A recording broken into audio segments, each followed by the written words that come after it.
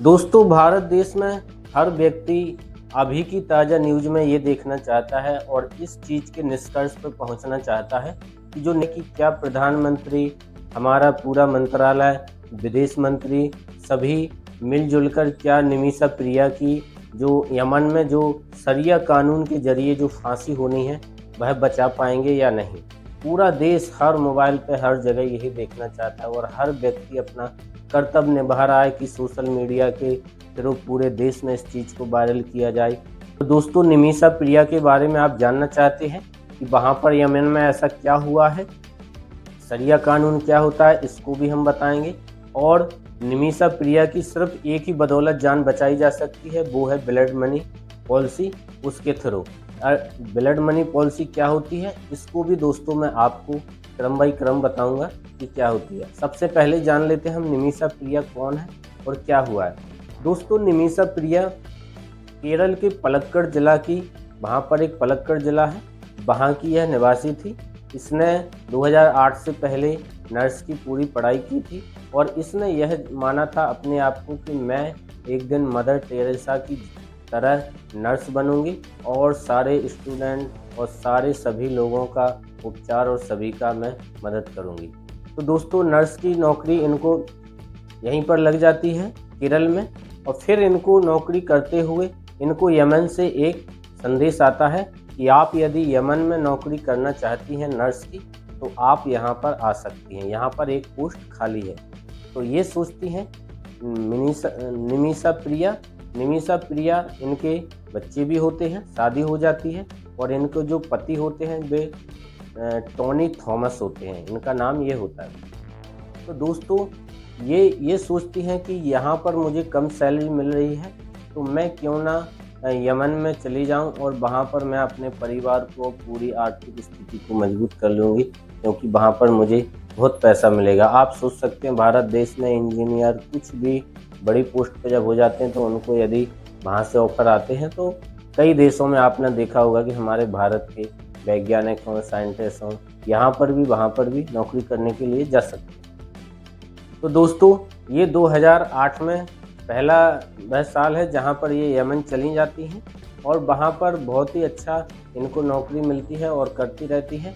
फिर वहीं पर एक इनका वहाँ पर यदि कहा जाए तो यमन में वहाँ का एक शहर है, मुख्य शहर जो है वह सना है, वहीं पर ये रहती हैं।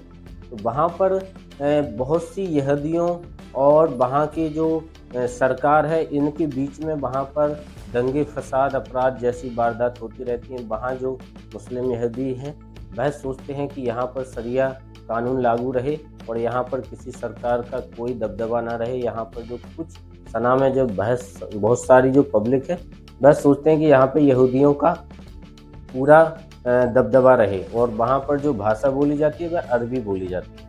तो दोस्तों, वहाँ पर ये नर्स का काम करती हैं तो वह यह सोचती हैं कि कहीं ना कहीं यहाँ पर बहुत दंगा फसाद है, मैं जा पाती हूँ या नहीं, इस तरीके की वारदात होती हैं। तो वह निमिषा प्रिया जो होती हैं वह छोड़ने का, वहाँ पर नौकरी को छोड़ने का मन बनाती हैं और सोचती हैं कि मैं अपने भारत लौट जाऊँ। वहीं पर ही एक उनका नर्स में काम करते हुए निमिषा प्रिया के साथ एक दोस्त बन जाता है, हन्नान, वह भी वहीं पर नर्स का ही काम करता है। तो वह उनको निमिषा प्रिया को सलाह देता है कि आप जाइए मत और यहीं पर ही हम एक हॉस्पिटल खोलते हैं, क्लिनिक खोलते हैं और हम दोनों मिलकर काम करेंगे और 50-50 अपना इसमें परसेंटेज रहेगा। तो इस तरीके की वारदात हो जाती है और यह निमिषा प्रिया अपने केरल में पति को भी बता देती है कि यहाँ पर जो कि हन्नान एक नर्स का काम करता है तो यह सलाह दे रहा है। तो यह सोचता है चलो ठीक है, कोई बात नहीं, कर सकती हूँ। इस बीच में जो इनका टोनी थॉमस होता है वह भी आता जाता रहता है, वह भी वहाँ पर बहुत साल रहता है। यह 2014 की बात थी जब उनको क्लिनिक खोलना था। तो वहाँ पर ये लोग दोनों आपस में एक अस्पताल का बनाने का निर्माण शुरू कर देते हैं। तो वहाँ पर काफ़ी चीज़ बन जाती है, वहाँ पर जो भी उनकी क्लिनिक होती है। और फिर ये सोचते हैं वहाँ पर ही यहूदियों का, जो वहाँ पर ही यमन की जो सरकार है उनका निर्देश होता है। वहाँ पर हालांकि पहले से ये नियम है कि कोई भी बाहरी व्यक्ति यहाँ पर यहाँ के व्यक्ति के बिना, इसको बिना पार्टनर किए हुए यहाँ पर कोई भी काम नहीं कर सकता है। तो इस तरीके की बात बाद में आती है। तो वहाँ की नागरिकता पूरी तरीके से आप समझ जाएं कि वहाँ की निमिषा प्रिया को एक नागरिकता चाहिए होती है। तो यह वह उसका जो हन्नान दोस्त होता है वह कहता है कि आप ऐसा कर लो, हमारा बहुत पैसा लग गया है और यहाँ पर हमने क्लिनिक और हॉस्पिटल बना दी है, अब हमें बहुत लॉस हो जाएगा, जितना पैसा था सारा हमने इसमें इन्वेस्ट कर दिया।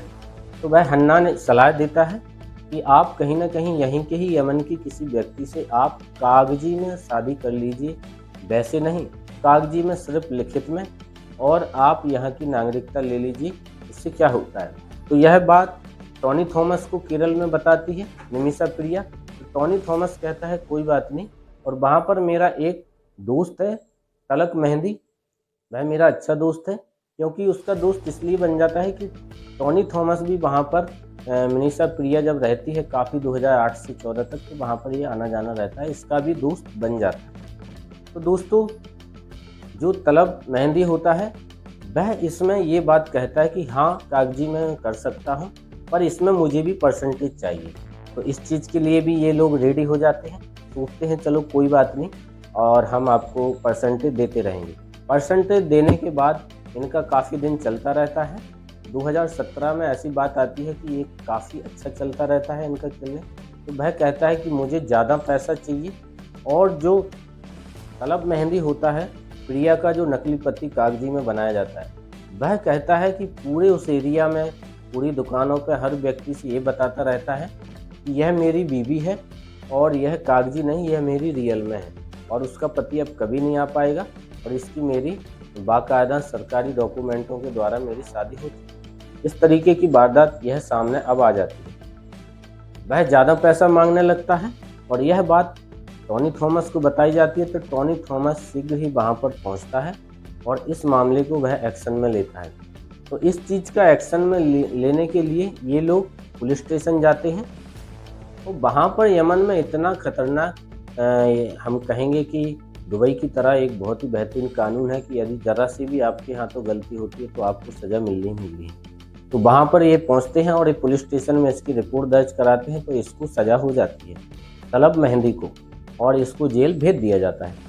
यह वहाँ जेल में रहते हुए यह बहुत ही अपने आप में घुटन महसूस करता रहता है और सोचता है कि मैं जब निकलूँगा तो इसका बदला मैं ज़रूर लूँगा। तो वह जब निकल आता है बाद में 2020 में, तो इसके बाद जब वहाँ पर वह निकल आता है तो ये जो हन्नान इसका निमिषा प्रिया का दोस्त होता है टॉनी थॉमस का, और तो यह और निमिषा प्रिया ये दोनों मिलकर यह प्लान बनाती हैं कि वैसे जब यह निकलेगा तो हम उसको बातें करेंगे, उसको अपने हर चीज़ से उसको साथ में रखेंगे, और उससे हमें दोस्तों यहाँ पर एक यह पॉइंट आता है कि यह जो निमिषा प्रिया होती है वह आना चाहती है अपने भारत, सब कुछ छोड़ के सब कुछ बेचने के बाद।